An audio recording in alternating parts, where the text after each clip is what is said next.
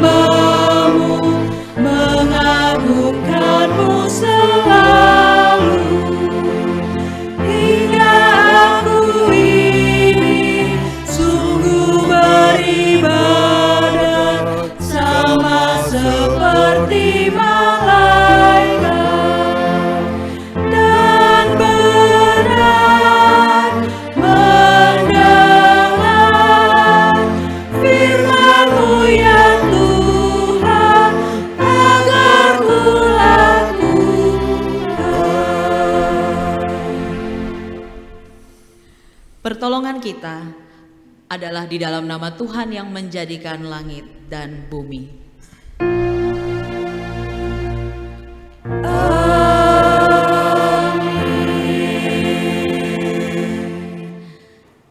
Jemaat, terimalah salam kasih karunia dan damai sejahtera dari Allah Bapa kita dan dari Tuhan Yesus Kristus menyertai saudara sekalian. Dan menyertai saudara juga.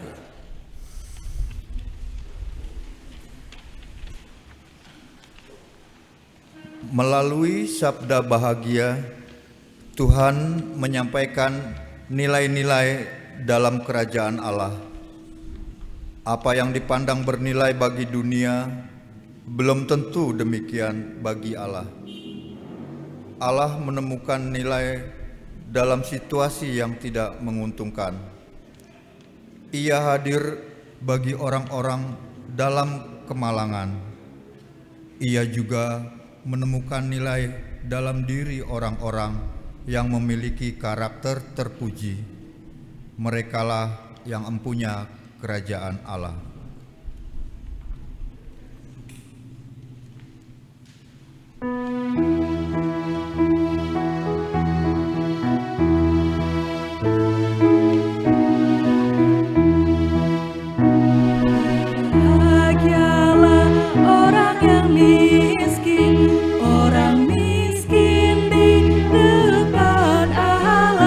Sebab mereka yang punya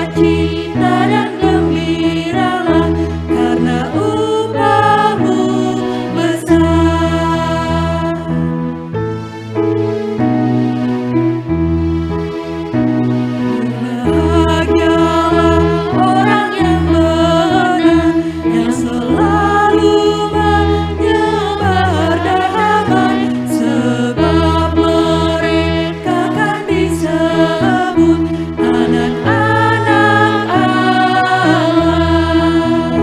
Berbahagialah yang dianiaya, sebab keadilan serta kebenaran.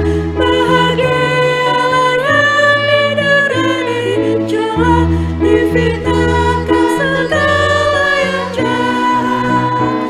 Bersukacita dan gembiralah, karena upahmu di sorga besar. Bersukacita dan gembiralah, karena upahmu besar.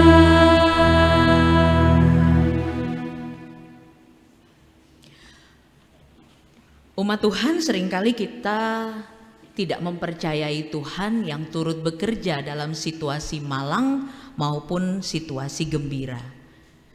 Seringkali kita menyerah menjadi orang baik dan benar demi mengejar hasrat semu. Mari kita mengaku dosa kita di hadapannya.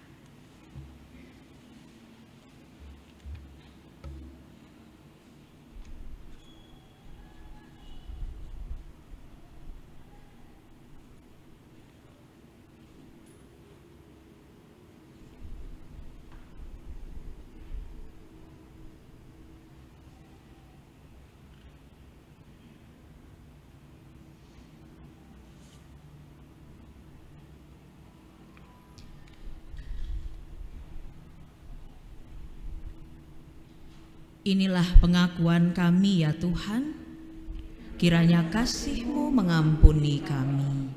Amin.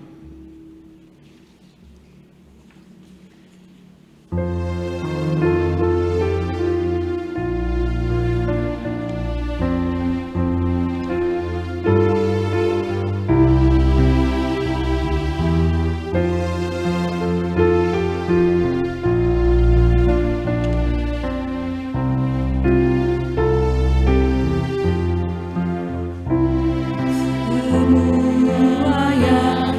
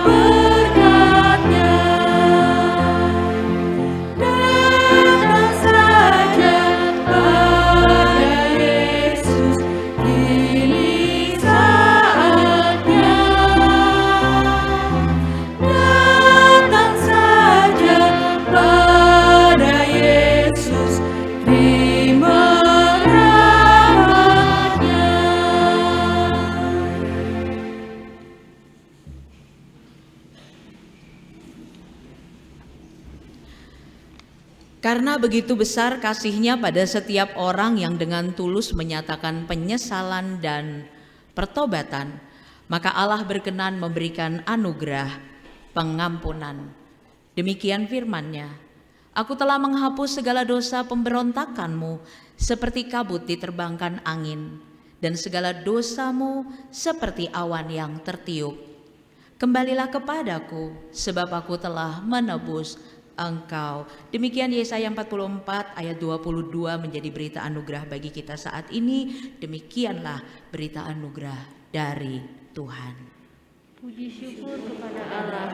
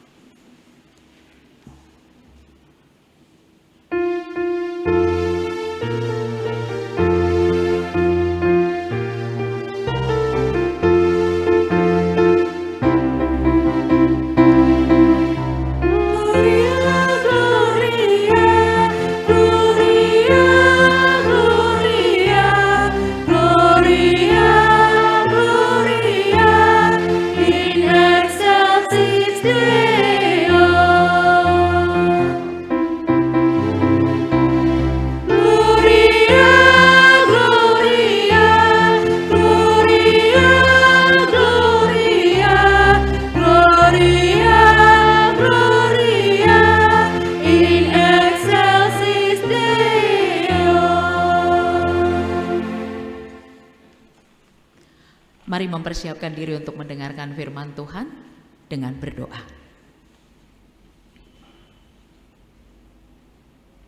Ketika kami telah diperdamaikan denganmu ya Bapa di dalam Kristus, kini kami memberi diri kami untuk mendengarkan sabdamu. Biarlah setiap kami membebaskan Roh Kudus bekerja, supaya hati kami paham dan Roh Tuhan yang sama memberikan kepada kami keberanian untuk melakukan firman-Mu, sehingga kami menjadi pribadi sekaligus gereja yang hidup dengan berani melakukan sabda-Mu. Mari ajari dan bimbing kami Bapa, di dalam nama Tuhan Yesus firman hidup kami berdoa. Amin.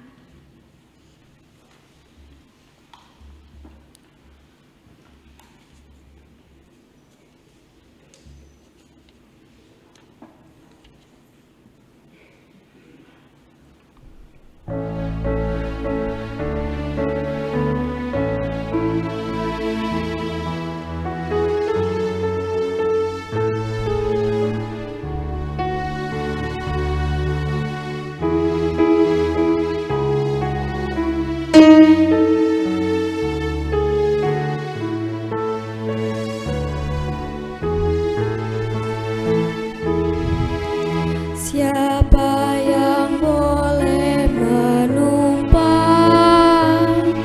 masuk dalam rumah-Mu ya Tuhan? Siapa yang boleh berdiam di gunung-Mu yang kudus? Siapa yang boleh masuk dalam rumah-Mu ya Tuhan?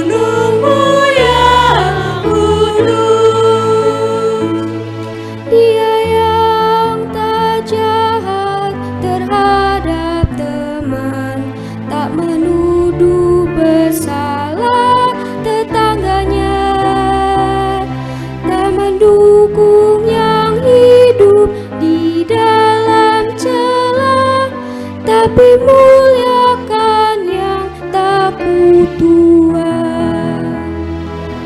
Siapa yang boleh menumpang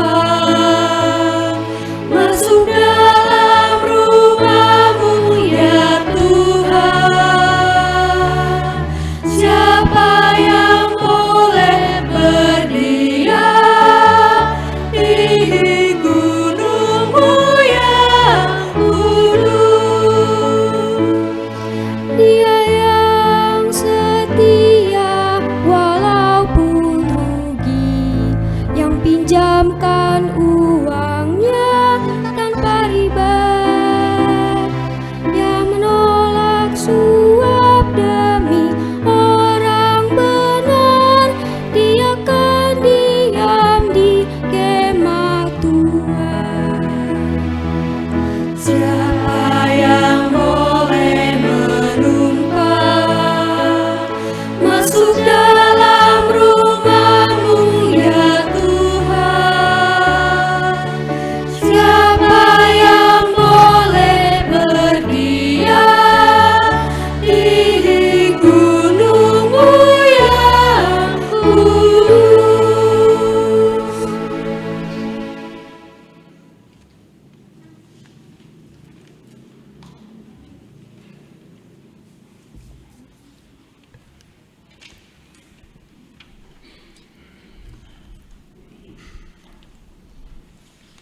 Bacaan Alkitab terambil dari 1 Korintus 1 ayat 18 sampai dengan 31.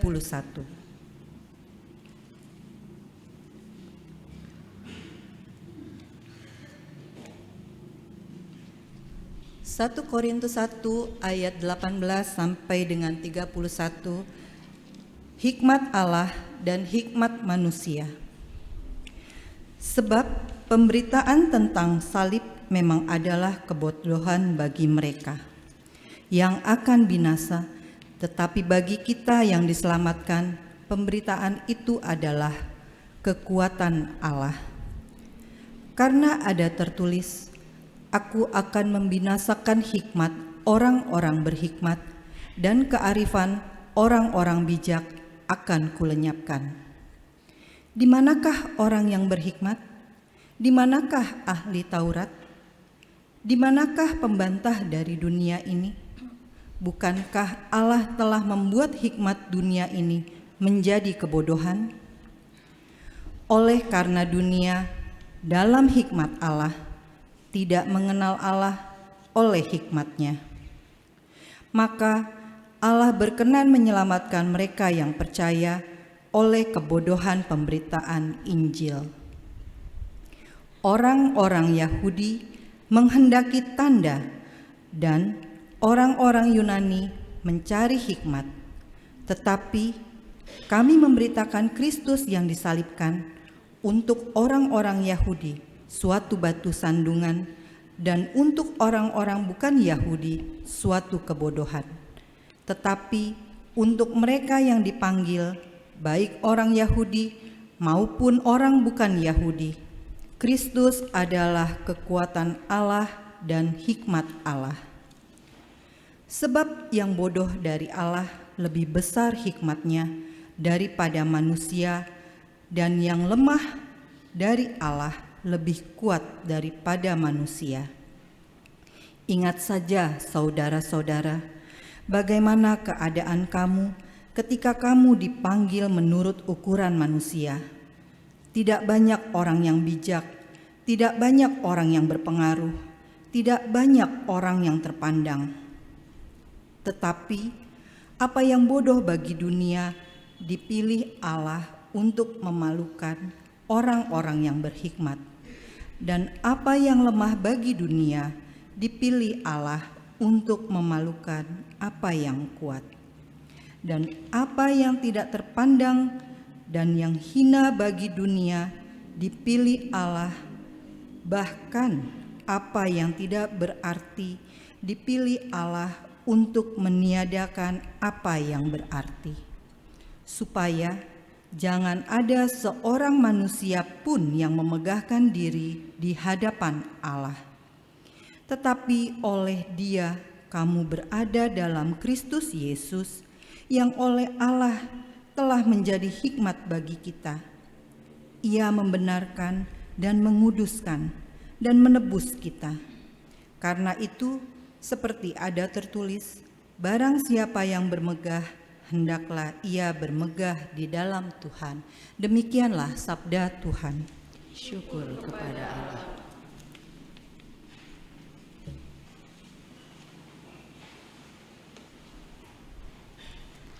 Bacaan Injil hari ini berdasarkan Matius pasal 5 ayat 1 sampai 12.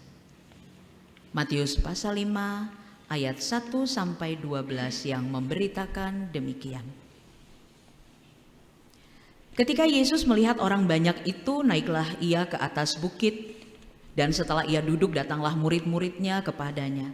Maka Yesus pun mulai berbicara dan mengajar mereka, katanya, berbahagialah orang yang miskin di hadapan Allah, karena merekalah yang empunya kerajaan sorga. Berbahagialah orang yang berduka cita, karena mereka akan dihibur. Berbahagialah orang yang lemah lembut, karena mereka akan memiliki bumi. Berbahagialah orang yang lapar dan haus akan kebenaran, karena mereka akan dipuaskan. Berbahagialah orang yang murah hatinya, karena mereka akan beroleh kemurahan. Berbahagialah orang yang suci hatinya, karena mereka akan melihat Allah. Berbahagialah orang yang membawa damai, karena mereka akan disebut anak-anak Allah.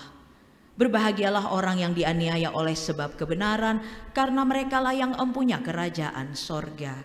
Berbahagialah kamu jika karena kamu dicela dan dianiaya dan kepadamu difitnahkan segala yang jahat. Bersukacita dan bergembiralah karena upahmu besar di sorga, sebab demikian juga telah dianiaya nabi-nabi yang sebelum kamu. Demikianlah pembacaan Alkitab. Yang berbahagia ialah mereka yang mendengarkan firman Tuhan dan yang memeliharanya dengan setia. Haleluya.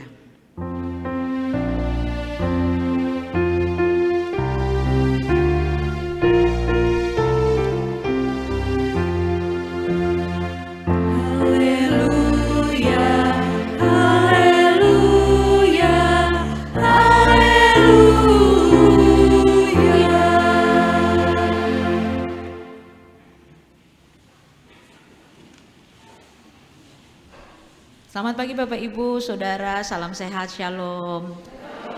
Wah keren banget emang, baru ini biasanya mah suka saya protes-protes karena shalomnya shalom. Berarti semuanya pada semangat memang ya, walaupun masih pagi, mungkin ada yang belum sempat sarapan, terus di luar juga hujan, kayaknya kepengen narik selimut ya. Tapi kita semua datang di sini karena memang ada sesuatu yang Tuhan mau beritahu buat Bapak Ibu, Saudara dan juga saya. Saya aja sampai ke bawah-bawah mimpi. Aduh, bacaan hari ini tuh gimana ya? Saya tuh tidak mudah, maksudnya gini, tidak mudah mendapatkan benang merah Bapak Ibu ya. Jadi kalau Bapak Ibu ada yang bilang tuh pendeta khotbahnya nggak enak, ya ampun itu bikin khotbah susah tahu.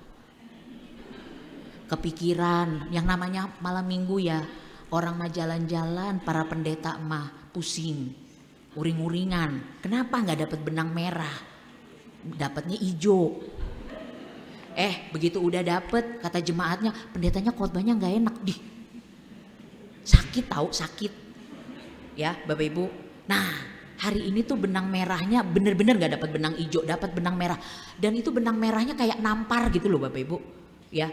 Saya udah duluan loh, jadi nanti kalau ada pendeta kok khotbahnya nyinggung gitu ya, percayalah saya lebih dulu disinggung ya. Jadi saya nggak mau tersinggung sendiri dong. Ya kan firman Tuhan kena sono kena sini, ya kan? Soalnya saya tuh sering dapat, bukan saya yang khotbah gitu ya, tapi nanti toto ada yang WA, Bu, masa pendeta khotbahnya kayak gitu? Saya disinggung, bla bla bla bla. Lah, orang si pendetanya juga kena kok. Kenapa protes sih gitu ya? Saya tuh suka bingung sama orang yang protes malah pernah ada orang yang saya tuh pernah dengar ceritanya itu loh. Tapi bukan di GKJ, cuma di GKJ mah baik. Pendetanya dibogem gara-gara tersinggung, kali mantannya kali ya, mantan pasangannya kali ya, dibogem. Aduh, mudah-mudahan enggak. Jadi saya tuh kalau mau salaman di depan tuh pasang kuda-kuda, ya kan? Kali aja ada mantan yang sakit hati ya kan? Yang enggak di GKJ lah, Enggak di GKJ, enggak berani saya sama orang GKJ. Oke, Bapak Ibu, nih judulnya biasa banget. Kenapa? Muka ya? Boleh nggak judulnya aja? Oke, masih muka. Hidup menurut kehendak Allah, itu judulnya ya. Tema renungan hari ini adalah hidup menurut kehendak Allah. Ini judul biasa banget Bapak Ibu, ya kan? Ini judul yang biasa Bapak Ibu denger tiap kali ibadah minggu di mana-mana, hidup menurut kehendak Allah. Biasa. Saya juga waktu lihat, aduh ini Mas, saya baru ngomong Bapak Ibu, tema kita hari ini hidup menurut kehendak Allah. Jemaat udah tahu ending khotbahnya apa. Ya. Tapi tadi saya bilang, puji Tuhan, bacaannya itu saya nggak suka satu bacaan. Maksudnya gini, nggak suka kalau dikasih 3 ya 3, 4 ya 4 gitu, ya kan? Nah sekarang kita dapat 3 bacaan. 3-3-nya saya bahas, tapi nggak lama, janji nggak lama. Biarpun 3, tapi nggak lama, ya. Kita nggak PA, nggak, ya. Jadi tetap bisa pulang cepet. Pembelajarannya tidak biasa Bapak Ibu. Pembelajaran hari ini dalam arti yang tadi saya bilang, saya sendiri pun juga kena tampar gitu ya. Saya mau awali dengan begini. Hati-hati dengan yang terlihat tidak populer. Oke? Hati-hati dengan yang terlihat tidak populer. Tidak populer itu kan berarti nggak banyak yang buat gitu loh, nggak banyak yang jalanin gitu. Itu namanya tidak populer ya. Hati-hati dengan yang terlihat tidak biasa, tidak dipilih orang, karena bisa jadi justru itulah yang baik dan benar. Mau dipikirin dulu nggak? Dipikirin dulu.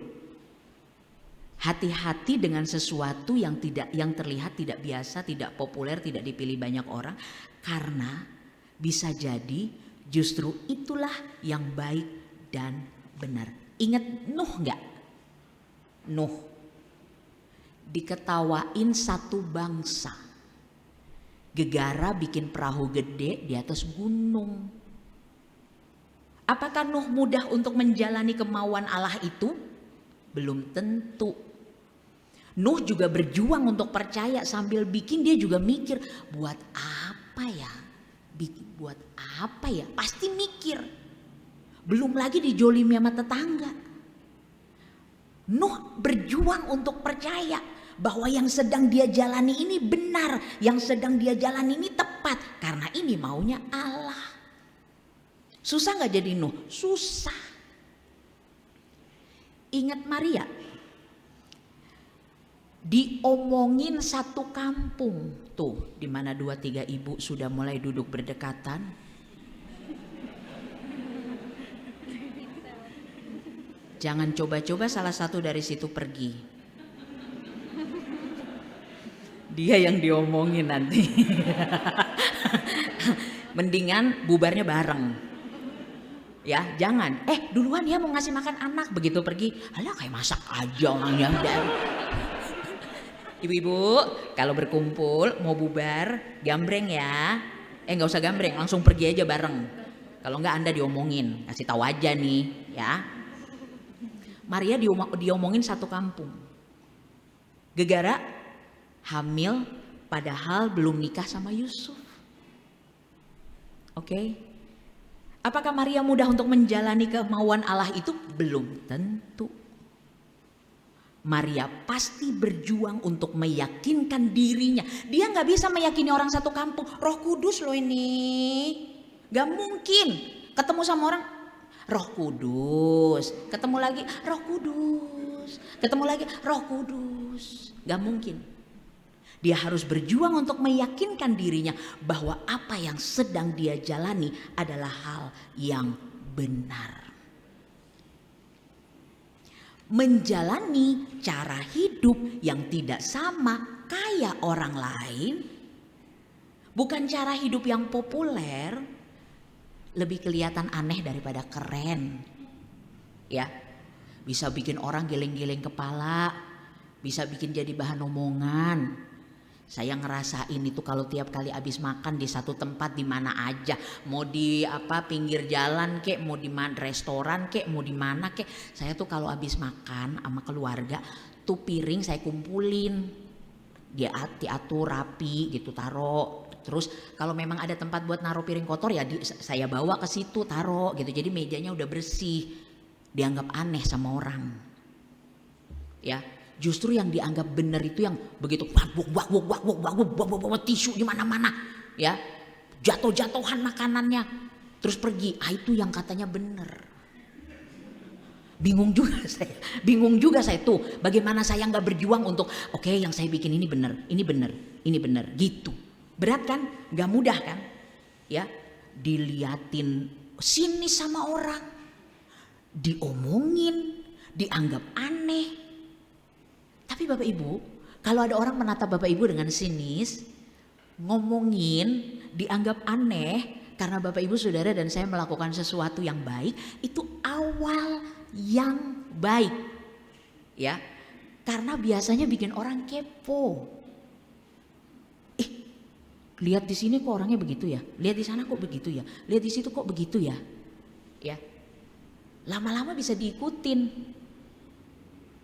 Awalnya saya doang yang bikin begitu di rumah saya doang. Lama-lama anak saya yang gede juga mulai ikutan, tiap kali mulai selesai makan dia udah mulai beberes gitu, ya. Lalu yang kecil juga mulai ikutan, suami juga ikutan. Nah, jadi saya percaya banget kalau sesuatu yang baik, namun awalnya itu aneh bagi orang, namun Bapak Ibu Saudara dan saya tetap berusaha untuk jalani, itu awal yang baik.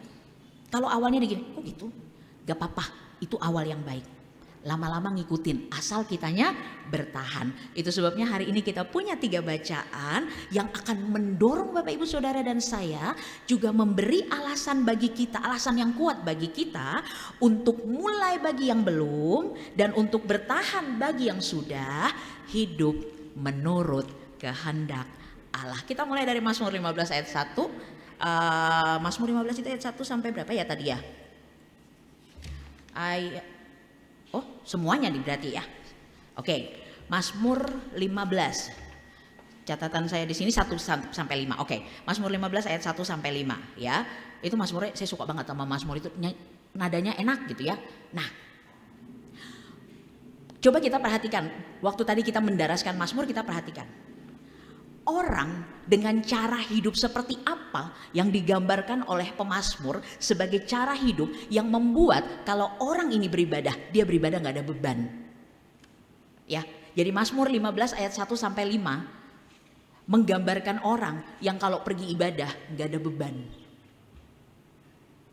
Bukan karena dia suci, tetapi karena dia sudah berusaha untuk melakukan apa yang dia tahu sebagai kehendak Allah. Gambaran orangnya seperti apa? Kita lihat sama-sama ya. Bapak Ibu, Mazmur 15 tadi menggambarkan orangnya begini. Orang yang datang ke ibadah gak ada beban apa-apa, itu orang yang lempeng, adil, jujur, gak suka fitnah, aka gibah, baik, gak suka jelek-jelekin tetangga. Ini saya ngomong sambil kita koreksi ya. Kita centangin juga ya, dicentang ya. Untuk yang kita sendiri gitu loh, dicentang ya. Oke. Menjauhi orang yang memberi pengaruh negatif. Bergabung dengan orang-orang yang memberi pengaruh positif. Sekalipun rugi, janji pasti ditepati. Ketika meminjamkan uang, meminjamkan tanpa bunga, tidak mau disuap untuk merugikan orang yang tidak bersalah. Kata pemazmur, orang seperti ini karena gak ada beban, hatinya damai, tidurnya enak. Cara hidupnya memang tidak biasa. Cara hidupnya memang beda sama tetangganya. Cara hidupnya memang bukan cara hidup yang populer. Cara hidupnya memang bukan cara hidup yang suka-suka. Tetapi dialah orang yang kalau malam tidurnya nyenyak. Tidur nyenyak itu anugerah loh Bapak Ibu. Tidak semua orang bisa tidur nyenyak. Ada orang yang kalau tidur sampai harus minum obat. Ada orang yang kalau tidur itu sampai nangis-nangis, Tuhan pengen tidur. Teman saya kebenaran psikolog apa psikiater ya, dia punya pasien yang harus diterapi biar bisa tidur. Jadi Bapak Ibu, kalau Bapak Ibu bisa tidur dengan nyenyak, dengan tenang, datang beribadah, hatinya tenang, gak ada beban. Itu karena Bapak Ibu, saudara dan saya sudah memilih untuk menjalani jalan hidup yang tidak populer, tidak biasa diikuti oleh orang. Daftarnya yang tadi. Sekarang kita lihat bacaan yang kedua. Tuh kan udah bacaan kedua, satu lagi, ya kan? 1 Korintus 1 ayat 18 sampai 31. Masih sama kayak Mazmur tadi, tapi Bapak Ibu kalau Mazmur tadi itu lebih kepada orangnya begini, orang begini, memilih jalan begini, hidupnya begini gitu ya. Nah, kalau di Korintus walaupun masih bicara tentang menjalani hidup yang tidak populer, melanjutkan tema yang kurang lebih sama, tetapi saya kasih tahu dulu nih kondisinya di Korintus, walaupun saya belum lahir waktu itu ya, tetapi kan baca ya. Jadi kita bisa sama-sama tahu. Nah, orang di Korintus itu di masa Paulus menulis surat ini itu juga menghadapi cara hidup yang populer. Jadi ada cara hidup populer di masa itu di mana orang-orang di Korintus menganggap yang hebat, yang populer, yang baik, yang harus diikuti itu adalah orang yang mempelajari filsafat kayak Plato dan lain sebagainya gitu loh. Orang-orang yang menyukai adu kepandaian. Nah, orang-orang yang menyukai bersilat lidah. Nah, itu dia. Ya. Itu yang terjadi di Korintus. Jadi kalau udah nongkrong, duduk bareng-bareng udah mulai siapa itu ini, wow, sautan, adu ini sini, adu pinter sini juga, sini adu pengetahuan, sini adu filsafat, sini adu kata-kata gitu ya. Nah, itu yang katanya bagus. Jadi nggak usahlah nyari-nyari hidup, duduk aja di situ nongkrong ngomongin berdebat dengan tema-tema yang jelimet berjam-jam. Jadi hidup jadi nggak ada kualitasnya, nggak ada gunanya gitu ya, karena dipakai buat nongkrong, dipakai buat berdebat, bersilat kata gitu lah ya. Dan itu dianggap hebat. Nah, itu yang populer waktu itu. Mereka ini adalah kelompok yang kalau udah duduk mereka kemudian berusaha untuk membuktikan bahwa orang yang percaya kepada Kristus adalah orang-orang bodoh karena konsepnya nggak masuk akal. Masa situ percaya sama orang yang mati di salib? Masa satu orang mati di salib, satu dunia selamat? Itu konsep yang nggak bisa diterima akal gitu. Jadi itu dibicarakan. Ya, wah ini mah. Nah ini kan kalau omongan kayak gini didengar sama orang-orang yang percaya pada Yesus kan jadi kena mental kalau kata anak sekarang. Jadi baper. Emang iya ya? Iya juga sih. Bener sih. Nah, itu sampai sekarang masih ada loh Bapak Ibu. Makanya Paulus kemudian menulis surat ini, Paulus bilang begini, ya, pemahamannya keren. Paulus mengatakan dengan penuh percaya diri karena dia orang yang udah ngejalanin, ya, dia kan orang yang paham banget kitab suci, ya, dia tahu segala sesuatu dari A sampai Z dia tahu. Tetapi ketika dia kemudian mengikuti Yesus, dia tahu apa yang sudah dia paham itu ternyata nggak ada artinya. Jadi ini dari orang yang berpengalaman, ya, Paulus secara tegas dia bilang. Ya, boleh terserah kata orang percaya kepada Kristus itu batu sandungan, jadi batu sandungan. Percaya kepada Kristus itu adalah kebodohan. Tapi Paulus bilang orang yang percaya kepada Kristus ya itu orang yang puas hidupnya, gak nyari-nyari mulu, gak penasaran melulu. Ya, hidupnya puas, udah dapat jawaban. Kan kalau kelompok ini adalah kelompok yang jawaban gak pernah ketemu, nanya mulu, bahas melulu gitu, tidak pernah dapat jawaban yang memuaskan. Paulus bilang orang yang hidup di dalam Kristus, yang percaya pada salib, emang kelihatannya batu sandungan, emang kelihatannya kayak orang bodoh.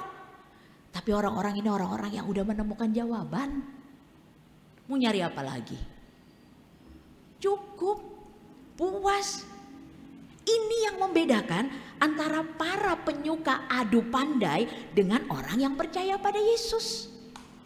Penyuka adu pandai akan terus mempertanyakan apa saja tanpa puas dengan jawabannya. Dikasih jawaban, ya tapi kan, dikasih jawaban, ya tapi kan, gak kelar-kelar. Tapi orang yang percaya pada salib, hidupnya puas, ibarat kata. Para penyuka adu pandai terus berdebat soal ayam atau telur yang duluan. Ya. Tetapi orang yang percaya pada Kristus ibarat kata. Dia puas, kenapa? Karena dia tahu Allah nyiptain ayam bukan telur. Gak nanya-nanya lagi. Sementara yang lain kayaknya telur deh. Kan dari telur itulah jadi ayam. Enggak, tapi kayaknya harus ayam lah. Kalau nggak ada ayam gimana ada telur? Oh ya juga ya. Tapi kayaknya telur deh. Sampai kapan? Itu yang namanya hidup yang tidak puas. Percaya pada Tuhan, puas. Gak mau nanya-nanya lagi. Percaya kepada apa yang populer di dunia. Kebanyakan nanya. Akhirnya tapi jawabannya enggak, dan tidak pernah puas dengan jawabannya. Jadi menurut Paulus, orang yang bedanya antara orang yang percaya pada Kristus dengan orang yang percaya kepada apa yang diyakini oleh dunia, perbedaannya terletak di rasa cukup. Rasa cukup itu sama kayak tidur tadi, susah. Bapak-bapak, ibunya mudah merasa cukup. Bapak-bapaknya nggak berani jawab. Demi keamanan bersama. Ya. Tapi ibu-ibu kan memang harus cukup ya kan. Dikasih segini ya cukup. Ya, dikasih segini ya cukup gitu ya kan. Bapak-bapaknya sudah melakukan bagiannya, ibu-ibu bagian melakukan bagiannya gitu kan. Masalahnya adalah orang tidak mudah rasa cukup. Awalnya punya gaji segini, pakai apa sih pembersih wajah yang 2 itu loh, yang berapa sih harganya, berapa ribu gitu ya kan, yang ada iniannya sama tonernya gitu, yang pakai kapas gitu aja ya kan, waktu gajinya masih dikit. Begitu gajinya udah agak nambah, cuman kapas-kapasnya sekarang nggak yang kotak, yang bulat, mahalan dikit. Ya kan? Ininya udah nggak 2, yang 2 murah. 1 aja, tapi airnya ada atasnya ada bawahnya. Kocok dulu baru taruh. Mahalan dikit tuh. Ya kan? Nanti kalau gajinya udah banyak, pakainya yang miselar itu loh. Apa sih itu miselar? Ya pokoknya itulah micellar water. Itu bukan merek kan ya? Bukan merek ya? Jadi aman dong. Soalnya disiarkan ini. Nyebutin merek gawat saya. Nah itu tuh udah lebih keren lagi tuh. Aduh itu harganya hati-hati. Ibu-ibu saya kasih tahu aja nih bu, ibu-ibu ya. Cari barang itu, lihat harga. Saya tuh pernah main asal ngambil. Terus abis itu baru pas lihat harga 100 sekian. Dih ini muka kayak apaan sampai kayak gini. Abis ini begitu dini kayak Luna Maya. Kan enggak. Jadi akhirnya taruh lagi. Udahlah kembali lagi yang kedua tadi aja. Ya oke. Jadi di situ ya. Rasa cukup itu sulit Bapak Ibu. Ya ini cukup nggak? Cukup. Terus pakai senyum. Padahal kita tahu kurang. Itu sulit. Tetapi ketika seseorang mampu untuk merasa cukup, Bapak Ibu, itu yang Paulus bilang. Itu bedanya dengan orang yang percaya pada segala sesuatu yang populer dan mengikuti apa yang populer. Oke, kalau yang pertama tidurnya nyenyak, ibadahnya nggak ada beban. Kalau yang kedua terletak di mana? Rasa cukup. Udah nih, kita udah yang ketiga nih bacaannya ya. Jadi tandanya sebentar lagi amin. Ini pamungkasnya. Konsepnya makin jauh dari populer. Karena yang nyampein Tuhan Yesus sendiri ya kan. Makin makin orang banyak itu makin yang hah kayak gitu ya, reaksinya tuh kayak gitu, hah gitu, makin yang kayak gitu. Ini yang Matius 5 nih, oke? Kita lihat sama-sama ya. Jadi konsepnya itu makin tidak populer, konsepnya itu nyaris kayak what? Gitu. Emang bisa? Gitu ya, emang bisa gitu. Yang orang anggap bisa, kita mau lihat sama-sama nih ya, yang orang anggap bisa membuat bahagia, sama Yesus ditebalikin, dimentahin. Hal-hal yang menurut kita bisa membuat kita bahagia, oleh Yesus dibilang enggak. Dikasih yang sebaliknya. Saya sampaikan dalam bahasa yang biasa aja ya. Jika miskinmu, dukamu, lukamu, air matamu, sakitmu, laparmu, aniaya yang kamu tanggung adalah karena kamu berusaha untuk tidak mengotori meja makanmu, tidak menodai pernikahanmu, tidak mencemari tubuhmu, tidak memalsukan ibadahmu, tidak mengoyak hati sesamamu, maka kamu adalah orang-orang yang bahagia.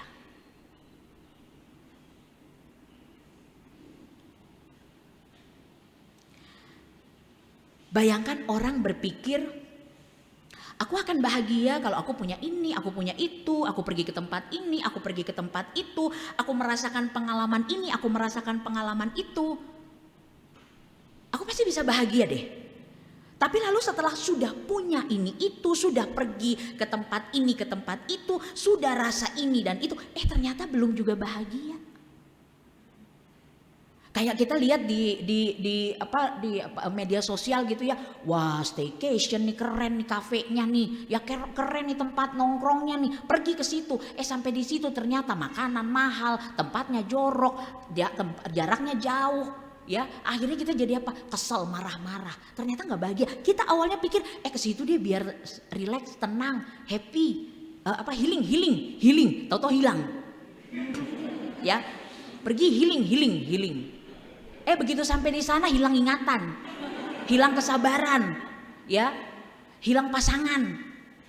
Kenapa? Karena ternyata nggak kita dapat itu. Akhirnya ini saya baru dapat laporan nih dari salah satu teman saya. Akhirnya apa? Karena ngerasa sial melulu, nggak bahagia melulu. Akhirnya nurutin saran orang buat mandi kembang 7 rupa. Aduh, mana tuh orang Kristen lagi? Teman saya bilang, Kak, emang boleh mandi kembang 7 rupa? Apalagi nih? Iya, temanku kan katanya dia sial melulu nih. Jadi kata orang dia harus mandi kembang 7 rupa. Alah, mandi kembang 7 rupa, belum mati udah ditebarin kembang. Aduh, ya. Kenapa? Karena kita salah mencari kebahagiaan gitu loh. Kita mencari kebahagiaan di hal-hal yang keliru, hal-hal yang salah. Cari kebahagiaan di ngoleksi ini, udah punya banyak kok nggak bahagia ya. Cari kebahagiaan dibikin ini, udah bikin kok nggak bahagia ya. Cari kebahagiaan di punya ini, punya itu, udah kok nggak bahagia ya. Ya, cari sugar daddy lah, cari sugar mami lah. Kenapa nggak cari gula aja lah? Sulit amat hidup. Ya, terus nanti kan kalau ketahuan situ digebukin. Ini mah bukan di GKJ, maksudnya bukan, ini contoh. Ya Bapak Ibu ya, yang tadi dibilang ya. Jika semua yang Bapak Ibu Saudara dan saya lakukan itu adalah supaya kita berusaha untuk melakukan kehendak Tuhan, kita bahagia. Ya, nggak ada apa-apa lagi yang kita cari, puas. Tenang hidupnya, tidurnya nyenyak. Kalaupun gak nyenyak nonton drakor, entar nanti drakornya nih nonton kita. Berarti tidur kan? Gak apa-apa. Ya, orang cari ini cari itu dan belum bahagia. Sementara Tuhan Yesus tuh kasih resepnya. Kalau mau bahagia, hidup menurut kehendak Allah. Jadi Bapak Ibu, mau bahagia tuh gimana? Selamat memutuskan ya. Tuhan Yesus memampukan. Amin.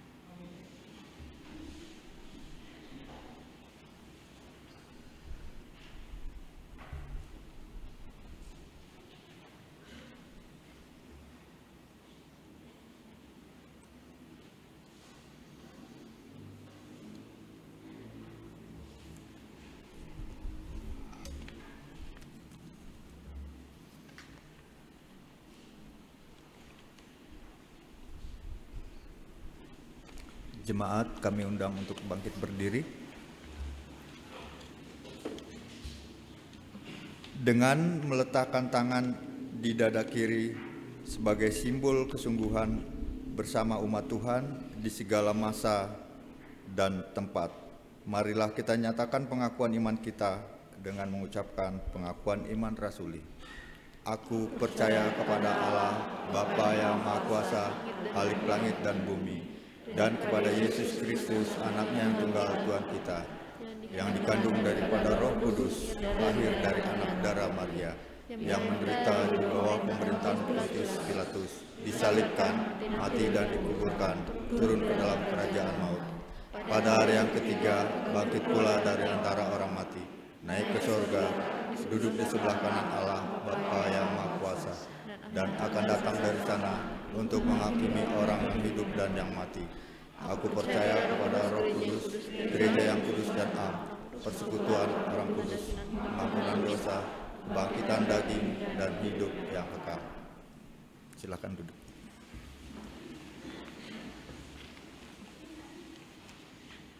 Mari berdoa.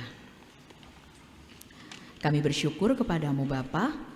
Hari ini peringatan keras yang Kau beri bagi kami, namun juga sekaligus alasan yang kuat Engkau sediakan bagi kami agar kami memilih hidup menurut kehendak Allah, yang ternyata akan membuat kami beribadah tanpa beban, membuat kami dapat beristirahat dengan tenang, membuat kami selalu merasa cukup, dan yang paling penting, di dalam hidup satu kali jalan ini, kami menjadi orang-orang yang berbahagia. Tolong kami untuk melakukan firman Tuhan ini di dalam kehidupan kami dengan berani ya Bapa. Teristimewa ketika kami menjalani berbagai macam hal yang Engkau percayakan bagi kami. Ketika kami menjalani pergumulan kami, susahnya kami, sakitnya kami, tidak mudahnya kami menjalani hidup, anak-anak kami yang sedang berjuang, kami yang berusaha dengan keadaan ekonomi kami, dengan kesehatan kami, dengan pekerjaan kami mau menjalani semuanya dengan tuntunan firman Tuhan hari ini. Agar kami berusaha untuk tidak melakukan cara dunia, tetapi kami menjalani setiap pergumulan yang sungguh-sungguh berat ini dengan mengikuti apa yang Allah kehendaki. Sehingga kami dapat melihat kebaikan rencana Allah di balik setiap hal yang saat ini kami sedang gumuli. Itu sebabnya dengan pemahaman yang sama, kami pun juga mau berdoa bagi setiap anggota keluarga kami yang sakit, anggota jemaat kami yang sakit, maupun orang-orang tua kami yang dalam usia lanjut. Mereka dan keluarga mereka kami doakan.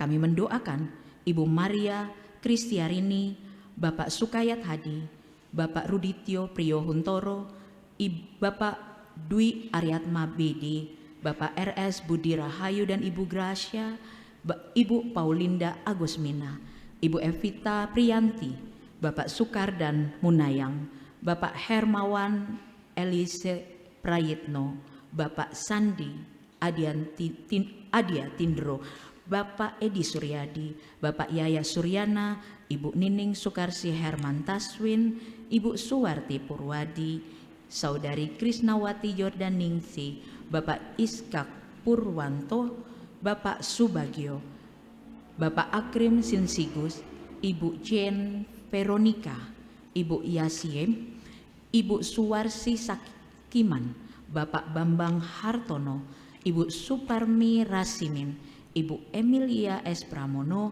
Ibu Mami Tri Mulyono, Ibu Tuki Jahmai, Ibu Sukeci, Ibu Suwawik Tamba, dan Ibu Esti Lumintu, ibunda dari Pendeta Wisnu. Bapa, ketika kami sakit, ketika badan kami lemah karena sakit maupun karena usia, itu bukan saja menjadi kesakitan dan kelemahan mereka yang menderita sakit, tetapi juga bagi keluarga yang merawat dan mendampingi. Karena itu Bapa, kami mohon pulihkan mereka dari sakitnya. Dan ketika pemulihan belum menjadi izin Bapa, biarlah mereka dan keluarga dimampukan untuk menghadapi semua tahapan pengobatan, proses pemulihan dengan baik. Terus melihat kepada Engkau Sang Penyembuh, sehingga mereka boleh mengalami kekuatan, menerima kekuatan hati yang sukacita, yang akan menolong mereka untuk melewati saat-saat paling tidak nyaman sekalipun. Dan ketika mereka disembuhkan, biarlah ini menjadi pengalaman iman mereka, keluarga mereka, dan bahkan jemaat ini. Terima kasih Bapak, kami berdoa bagi semua kami yang saat ini datang dengan membawa berbagai macam rasa syukur kami, baik untuk pertambahan usia, doa-doa yang dijawab, baik untuk setiap jalan keluar yang Engkau berikan bagi kami, dan segala hal baik yang kami terima. Bapa, kami mengaku bahwa Engkaulah yang membuat semuanya itu terjadi di dalam hidup kami. Itu sebabnya kami mau bersyukur kepadamu dan tidak meninggikan diri terhadap Engkau, supaya kami dapat menjalani setiap hal baik yang Engkau anugerahkan bagi kami dengan penuh rasa penghargaan, penuh rasa cukup, penuh dengan kebahagiaan. Terima kasih Bapak, kami mau berdoa menyerahkan semua kami yang melayani dengan atau tanpa jabatan gerejawi. Pakai kami Bapak, sebelum kami apa yang kami jalani menjadi berkat dan mengubahkan orang lain. Biarlah pelayanan yang kami jalani saat ini dengan atau tanpa jabatan gerejawi menjadi pelayanan yang lebih dulu mengubahkan kami, supaya selanjutnya akan mengubahkan mereka yang kami layani. Untuk berbagai macam kegiatan pelayanan, bantu kami untuk memahami ketika kami menjalankan setiap kegiatan pelayanan, kami tidak memandangnya sebagai sebuah program, tetapi kami akan memperlakukannya sungguh-sungguh sebagai pelayanan yang harus bisa memberkati kami dan juga jemaat Tuhan yang dilayani. Kami berdoa juga bagi Indonesia. Kami percaya bahwa Engkau mengasihi bangsa ini, Engkau berjuang bersama-sama dengan bangsa ini. Itu sebabnya biarlah kami menghargai, mensyukuri, menghormati perjuangan-Mu atas bangsa ini, kasih-Mu atas bangsa ini, dengan juga memberi diri kami untuk menjadi anak bangsa yang hidup melakukan hal-hal baik bagi negerinya. Kami akan masuk di minggu yang baru Bapak, sertai kami supaya di minggu yang baru ini kami akan dapat menjalaninya sebagai orang-orang yang melakukan firman Tuhan yang sudah kami terima. Menjaga diri kami sendiri terhadap berbagai macam pengaruh dan bertahan untuk melakukan hal-hal yang sesuai dengan kehendak-Mu. Terima kasih Bapak. Kami serahkan setiap doa, syukur, permohonan kami kepadamu. Di dalam nama Tuhan Yesus yang telah mengajar kami berdoa bersama. Bapa kami yang ada di surga, dikuduskanlah namamu, datanglah kerajaan-Mu, jadilah kehendak-Mu di bumi seperti di surga. Berilah kami pada hari ini makanan kami yang secukupnya, dan ampunilah kami akan kesalahan kami, seperti kami juga mengampuni orang yang bersalah kepada kami. Dan jangan bawa kami ke dalam pencobaan, tapi lepaskanlah kami dari yang jahat. Karena Engkau yang punya kerajaan dan kuasa dan kemuliaan sampai selama-lamanya. Amin.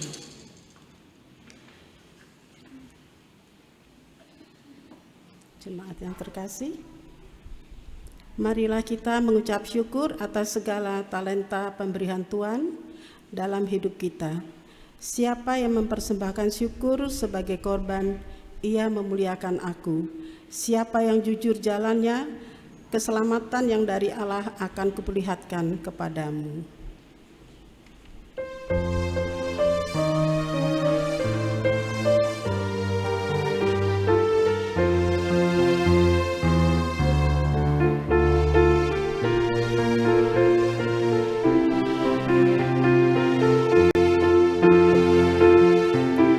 Apalah arti ibadahmu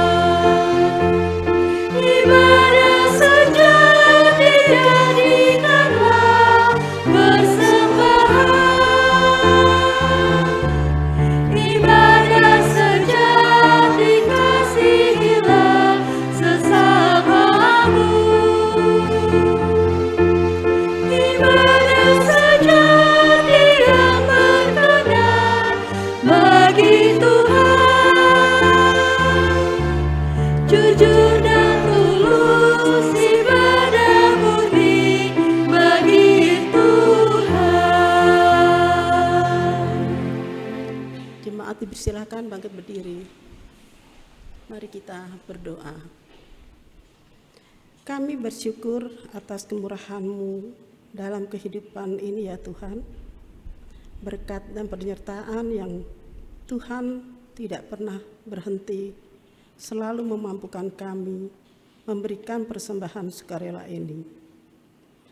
Berkenanlah Tuhan memberkati sehingga dapat dipakai untuk kepentingan pelayanan di tengah jemaat-Mu. Dan berikanlah kami hikmat sehingga kami tetap setia untuk melayani dan bersaksi dalam kehidupan setiap hari. Di dalam nama Tuhan Yesus, Sang Sumber Berkat, kami berdoa dan mengucap syukur. Amin. Dipersilahkan Bang duduk kembali.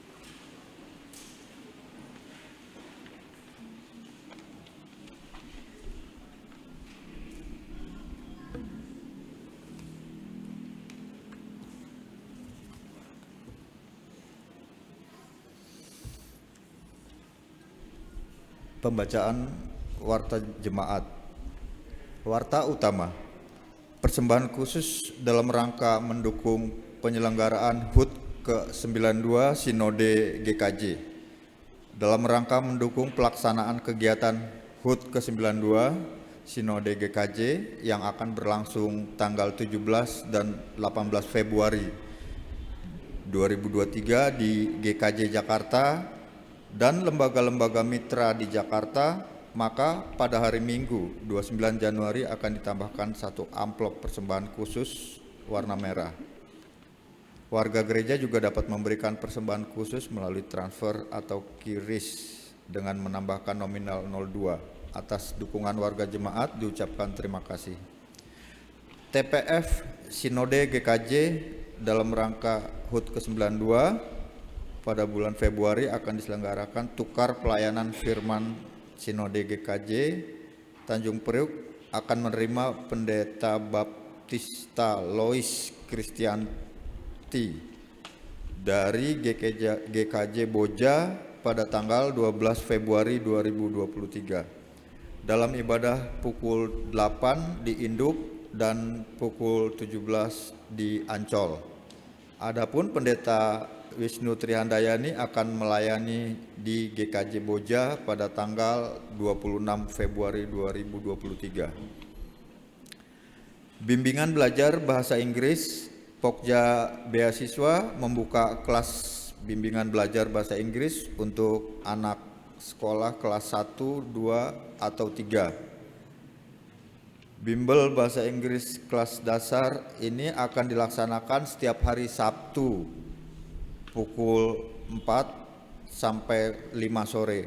Bagi orang tua yang tertarik untuk mendaftarkan putra atau putrinya dapat mengisi link pendaftaran atau dapat menghubungi Saudari Yunia Handayani atau Bapak Suprianto. Terima kasih atas perhatiannya. Komisi 2, dalam rangka pemantapan PKAG 2023, Komisi 2 akan mengadakan rapat koordinasi Komisi 2 pada Minggu 29 Januari hari ini pukul 10 setelah ibadah pagi di ruang konsistori GKJ. Mohon kehadiran pengurus inti, konvokator, wakil konvokator, sekretaris, dan bendahara, Pokja anak, Pokja remaja, Pokja pemuda, Pokja dewasa, Pokja Adi Yuswo, dan Pokja peribadatan. Dalam rapat ini kami mengucapkan terima kasih. Kelompok minat kerawitan, latihan kerawitan anak yang berusia 6-12 tahun untuk mengenal dan berlatih alat musik gamelan serta menyanyikan lagu-lagunya. Latihan gamelan akan dimulai Minggu 5 Februari pukul 9.30 setelah ibadah pagi. Untuk pendaftaran dapat menghubungi Ibu Sandra atau melalui link karawitan anak. Mari bersama kita lestarikan budaya Jawa dengan belajar gamelan. Ditunggu kehadirannya. Kegiatan kelompok Kasterlang akan mengadakan rumat rukun jemaat hari Sabtu tanggal 4 Februari 2023 jam 5 sore di kediaman Bapak Henry Sumartono, Komplek Deperla.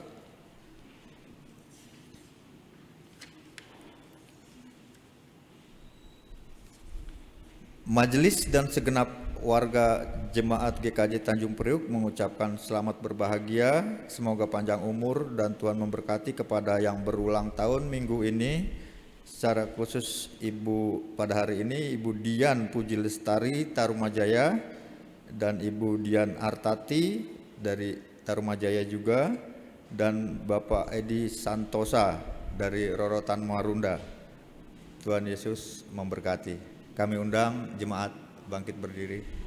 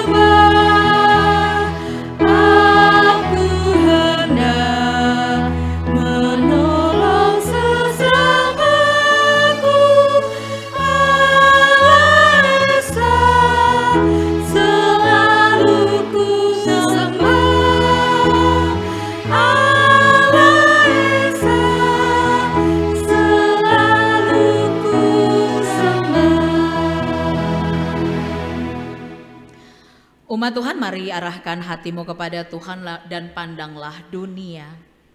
Kami mengarahkan hati kepada Tuhan dan memandang dunia. Carilah dahulu kerajaan Allah dan kebenarannya, maka semuanya itu akan ditambahkan kepadamu. Kami hendak hidup untuk melakukan kehendak-Nya. Terpujilah Tuhan, Kini dan selamanya. terimalah berkat Tuhan. Tuhan memberkati engkau dan melindungi engkau. Tuhan menyinari engkau dengan wajah-Nya dan memberi engkau kasih karunia.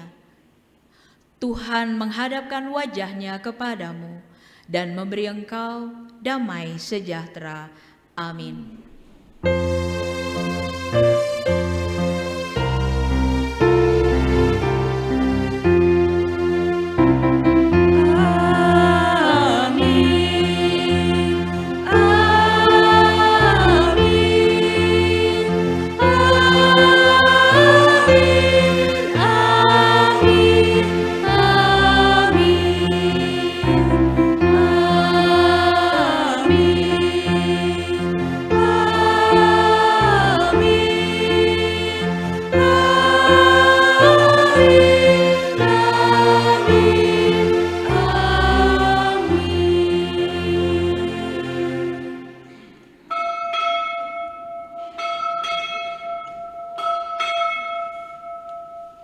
Ibadah selesai, selamat hari Minggu, Tuhan Yesus memberkati.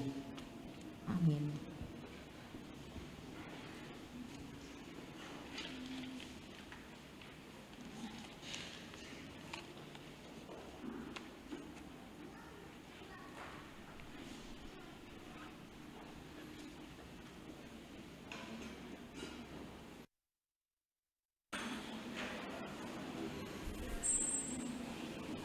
Petugas multimedia akan memutar video Palmarum, dipersilakan.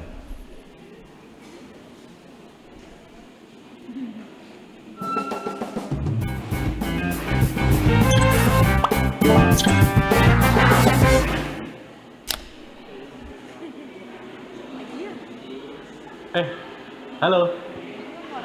Gudeg apa yang banyak videonya? Gudeg YouTube. Nah, di Jogja kan ada gudeg YouTube lagi. Ngomong soal YouTube,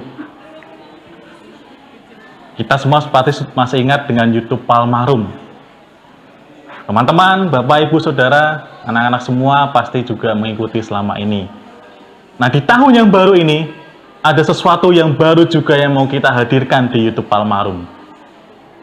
Ada konten-konten baru yang akan menambah kesegaran kita menjalani hari-hari. Apa sih yang baru? Penasaran? Yang pertama,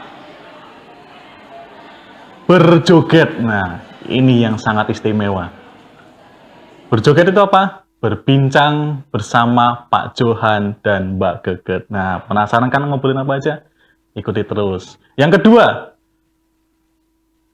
bakul nasi. Nah, bahas kuliner nan inspiratif.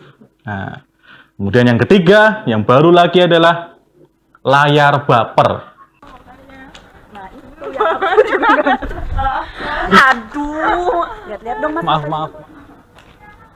Layar bahan perenungan. Selain itu yang selama ini sudah ditampilkan, juga beberapa akan masih tetap ditampilkan. Seperti koran segar dan juga ngidung siro, itu masih akan kita nikmati bersama-sama. Jadi teman-teman semuanya, jangan lupa untuk terus ikuti, terus dukung, jangan lupa terus berikan like, dan juga yang belum subscribe, jangan lupa untuk subscribe dan dukunglah channel Palmarum ini. Oke, sampai ketemu di konten-konten yang baru di tahun ini. Tuhan memberkati.